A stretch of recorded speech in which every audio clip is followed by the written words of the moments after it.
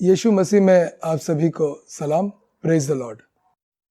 मैं मिथुन बोर्डे, कोरिनिया college of theology, Pune में Bible teacher हूँ। आज जिस विषय पे हम बात करने वाले हैं वो विषय मेरे लिए और हम सभी के लिए बहुत महत्व का विषय है, और वो विषय है यीशु मसीह। यीशु मसीह मेरे जीवन में इसलिए महत्व है क्योंकि यीशु मसीह मेरे हीरो है। हमारे जीवन में बहुत सारे हीरो होते हैं। कभी कोई फिल्म स्टार हीरो होता है, या फिर कोई क्रिकेटर हीरो होता है, या फिर कोई स्पोर्ट्स पर्सन खिलाड़ी है वो हीरो होता है। किंतु मेरे जीवन में प्रभु यीशु मसीह ये मेरे हीरो है, और वो इसलिए हीरो है क्योंकि वो परमेश्वर होने के बावजूद उन्होंने एक मनुष्य रूप लेकर इस दुनिया में वो आए। जो परमेश्वर थे, जो ईश्वर थे, और वो ईश्वर है, और वो ईश्वर होने के बावजूद उन्होंने मनुष्य रूप इसलिए लिया ताकि तुम्हारे और हमारे पापों की क्षमा हमें प्राप्त हो सके। इसके साथ प्रभु यीशु जो परमेश्वर है, जब वो मनुष्य रूप में आए तो उन्होंने ये मनुष्य रूप क्यों लिया है, इस बारे में आज हम 3 चीजों को देखने वाले हैं। पहली चीज हम ये देखते हैं कि प्रभु यीशु जो खुद ईश्वर है, जो परमेश्वर है, वो मनुष्य रूप में इसलिए आए क्योंकि वो इस धरती पर आकर इस सारे सृष्टि की, आपकी और हमारी सेवा करना चाहते थे। वो एक सेवक के रूप में आए हुए थे, और इसीलिए उन्होंने मनुष्य रूप को धारण किया। और इसका मतलब ये भी होता है कि जो मनुष्य रूप में उन्होंने धारण किया है वो मनुष्य के द्वारा इस सारी सृष्टि की सेवा हो। इससे हमें दूसरी बात ये मालूम पड़ती है कि जब परमेश्वर ने मनुष्य को बनाया तब मनुष्य को इसलिए बनाया ताकि मनुष्य इस सारी सृष्टि की सेवा कर सके, इसका ख्याल रख सके। इस धरती को इसलिए बनाया, इस धरती पे प्राणी जो भी हम लोग जीव जंतु देखते हैं, ये सभी चीजों का ख्याल रखने के लिए मनुष्य को बनाया गया था। किंतु मनुष्य पाप में पड़ने के कारण मनुष्य अपना जो परमेश्वर ने उन्हें जिस बात के लिए सृष्टि की थी उस बात से वो अलग हो गए, वो विभक्त हो गए। प्रभु यीशु ने उस मनुष्य रूप को धारण करते हुए जब इस धरती पर वो आए तब उन्होंने सेवक का रूप लिया है ताकि वो हमारी सेवा कर सके। और इसका मतलब ये भी होता है कि जो मनुष्य है वो सेवा करने के लिए ही उनकी निर्मित हुई थी। आए हम अभी दूसरा चीज देखते हैं कि प्रभु यीशु जो है इस सेवक रूप में या मनुष्य रूप में वो क्यों आए। प्रभु यीशु इस मनुष्य रूप में इसलिए भी आए ताकि वो मनुष्य बनकर आपके और हमारे पापों के लिए उस क्रूस पर अपना बलिदान दे।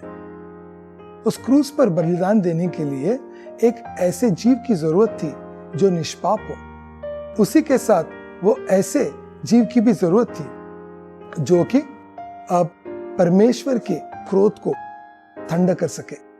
और प्रभु यीशु ने उस मनुष्य रूप को धारण करते हुए इस धरती पे उन्होंने इस प्रकार का जीवन जिया है कि उन्होंने कोई भी पाप अपने जीवन में नहीं किया।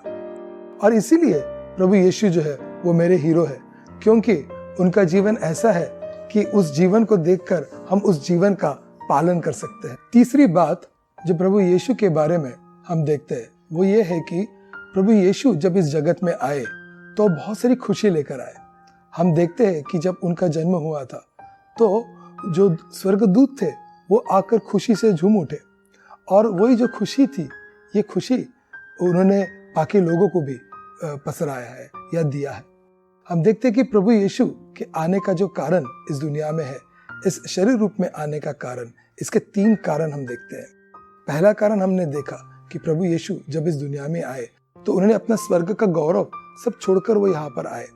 फिलिपी के रास के 2 अध्याय में 6 और 7वें वचन में हम देखते हैं कि वो परमेश्वर के रूप में थे, फिर भी उन्होंने एक मनुष्य रूप लेकर इस धरती पर वो आए।